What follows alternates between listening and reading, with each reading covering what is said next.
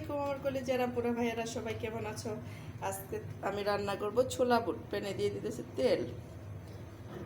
তেল কিছু দেওয়া ছিল, এখন দিয়ে দেব তেজপাতা, দারচিনি।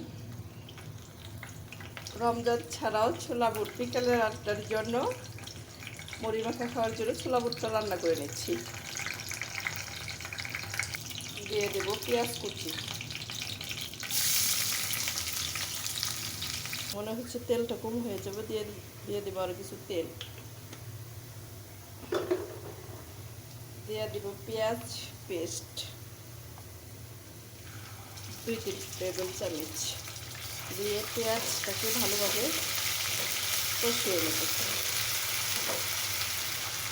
পেঁয়াজটা কষানো হয়ে গেছে, দিয়ে দিব 1 চা চামচ মরিচ গুঁড়ো, 1 চা চামচ ধনিয়া গুঁড়ো, 1 চা চামচ হলুদ গুঁড়ো, আর দিয়ে দেব গরম মশলা গুঁড়ো। সব ধরনের মশলা, জয়ত্রী, জয়ফল সব কিছুই এখানে দেওয়া আছে।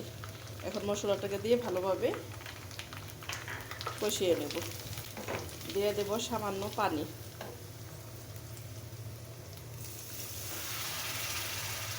যেন মশলাটা পড়ে না যায়।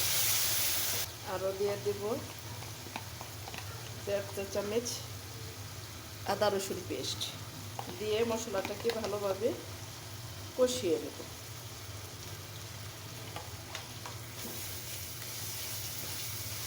মশলাটাকে ভালোভাবে কষালে পারফেক্ট টেস্ট আসবে ছোলা বুটে।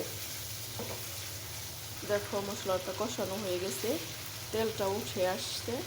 এখন দিয়ে দেব সিদ্ধ করে রাখা সেই ছোলা বুটটার সাথে কিছু কাঁচা পেঁয়াজ দেওয়া আছে। ভালোভাবে ছোলা বুটটাকে কষিয়ে নেব। দেখো ছোলা বুটটা দিয়ে দিছি। এখন দিয়ে দেবো সিদ্ধ করে রাখা আলু আর কাঁচামরিচ কুচি। কাঁচামরিচটাকে কুচি করে দিচ্ছি। এখন ভালোভাবে এই আলুর সাথেও কষিয়ে নেব। তোমরা চাইলে এভাবে ছোলা বুটটা রান্না করে খেতে পারো, অসম্ভব মজা হয়। মুড়ির সাথে মাখালে তো আর কোনো কথাই নেই। এখন ভালোভাবে কষিয়ে নেব। কষানো হয়ে গেছে, সামান্য দিয়ে দেব ঝোল, একদম সামান্য দিয়ে ভালোভাবে পানিটাকে শুকিয়ে নেব।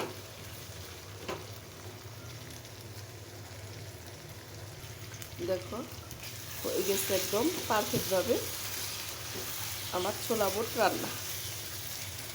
দেখো একদম মাখামাখি হয়েছে। এখন চোলা থেকে নামিয়ে নেব।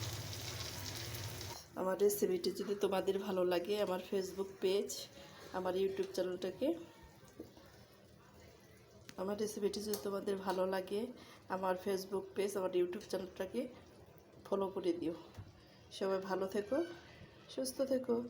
আল্লাহ হাফেজ।